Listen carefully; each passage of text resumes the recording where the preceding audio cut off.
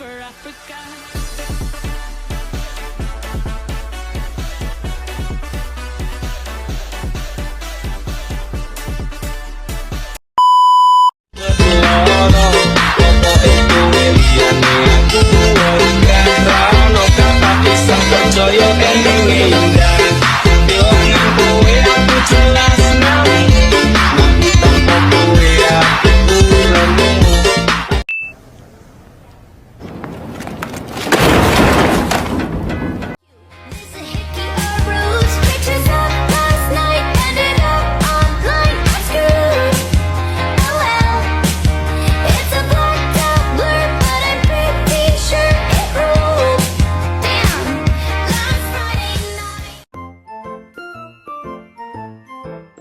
Apa itu manajemen modal kerja? Manajemen modal kerja adalah proses pengelolaan aset lancar dan kewajiban lancar perusahaan untuk memastikan operasi yang efisien dan likuiditas yang baik. Berikut adalah beberapa materi pembahasan penting mengenai manajemen modal kerja.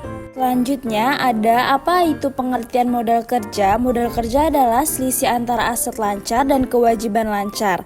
Ini mencakup uang tunai, piutang, persediaan, dan kewajiban jangka pendek.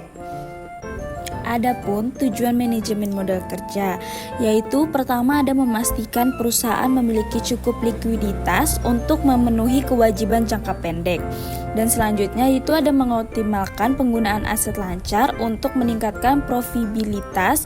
Dan yang terakhir itu ada mengelola risiko keuangan dengan menjaga keseimbangan antara aset dan kewajiban.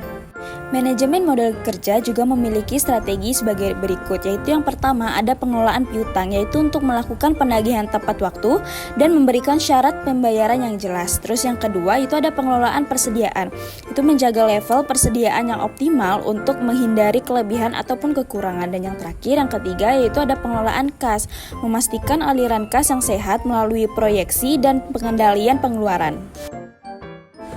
Nah, kalian pada tahu nggak kalau manajemen modal kerja itu memiliki komponen berupa yang pertama aset lancar berisi kas dan setara kas, piutang usaha dan persediaan. Yang kedua berisi kewajiban lancar yaitu utang usaha, utang pajak, dan kewajiban jangka pendek lainnya. Selanjutnya analisis modal kerja. Yang pertama rasio likuiditas. Rasio lancar dan rasio cepat untuk menilai kemampuan perusahaan dalam memenuhi kewajiban. Yang kedua, siklus konversi kas. Mengukur waktu yang dibutuhkan untuk mengubah investasi dalam persediaan dan piutang menjadi kas. Kira-kira tantangan apa saja sih yang akan kita alami dalam manajemen modal kerja?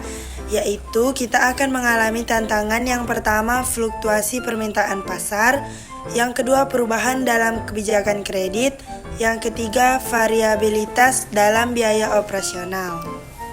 Selain tantangan, teknologi juga berperan dalam manajemen modal kerja, yaitu pada penggunaan perangkat lunak, akuntansi untuk memantau dan menganalisis modal kerja. Dan ada juga implementasi sistem manajemen persediaan yang efisien. Berikut ada pengukuran kinerja modal kerja, yaitu dapat dilakukan dengan cara rasio lancar atau current ratio. Rumusnya, rasio lancar sama dengan aktiva lancar per kewajiban lancar. Rasio ini mengukur kemampuan perusahaan untuk memenuhi kewajiban jangka pendek dengan aset lancar yang dimiliki. Selanjutnya, pengukuran kinerja modal kerja dapat dilakukan dengan rasio cepat atau quick ratio. Rasio cepat sama dengan aktiva lancar kurang persediaan per kewajiban lancar. Ini mengukur likuiditas perusahaan tanpa mempertimbangkan persediaan. Dan yang ketiga ada perputaran modal kerja atau working capital turnover. Ini dapat dilakukan dengan cara sebagai berikut, yaitu perputaran modal kerja sama dengan pendapatan per modal kerja. Rasio ini mengukur seberapa efisien perusahaan menggunakan modal kerjanya untuk menghasilkan pendapatan. Selanjutnya, pengukuran kinerja modal kerja dapat dilakukan dengan cara Days Sales Outstanding atau DSO.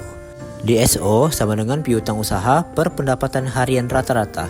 Ini menunjukkan berapa lama waktu yang dibutuhkan untuk mengumpulkan piutang.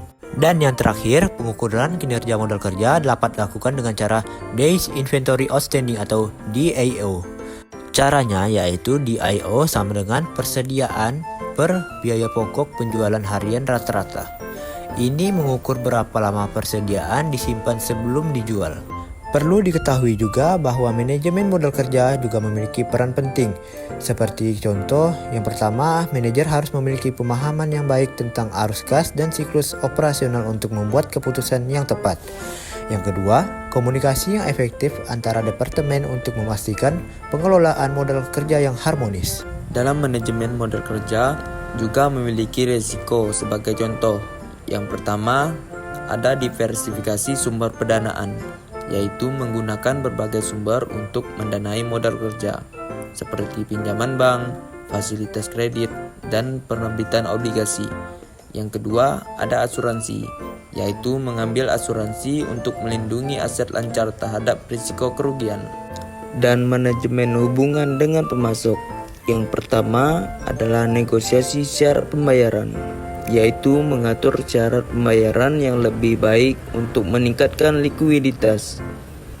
Selanjutnya ada kemitraan strategis, yaitu membangun hubungan jangka panjang dengan pemasok untuk memastikan pasokan yang stabil dan harga yang kompetitif. Selanjutnya ada evaluasi kinerja modal kerja, yaitu ada benchmarking, membandingkan kinerja modal kerja dengan perusahaan sejenis untuk mengidentifikasi area perbaikan. Terus ada Key Performance Indicator atau KPI, yaitu menetapkan KPI untuk memantau efisiensi modal kerja seperti Days Sales Outstanding atau DSO dan Days Inventory Outstanding atau DAO. Berikut faktor-faktor eksternal yang mempengaruhi modal kerja, yaitu regulasi pemerintah, memahami dampak regulasi baru terhadap kewajiban dan aset. Selanjutnya kondisi pasar, memantau tren pasar yang dapat mempengaruhi permintaan produk dan kebutuhan modal kerja. Selanjutnya yaitu ada pengukuran efisiensi modal kerja, yaitu dengan rasio modal kerja menghitung rasio modal kerja untuk mengevaluasi kesehatan ruangan. Setelah itu ada analisis varians dengan membandingkan kinerja aktual dengan proyeksi untuk mengidentifikasi penyimpangan. Jadi kesimpulan dari materi manajemen modal kerja yaitu bahwa modal kerja yang merupakan selisih antara aset lancar dan kewajiban lancar penting untuk memastikan likuiditas perusahaan. Manajemen modal kerja bertujuan untuk menjaga ketersediaan kas, meningkatkan efisiensi operasional, dan mengelola risiko seperti fluktuasi permintaan. Strategi yang efektif mencakup perencanaan kas, pengelolaan piutang, dan persediaan. Dengan pengelolaan yang baik, perusahaan dapat menjaga kestabilan keuangan dan mendapatkan keuntungan kompetitif.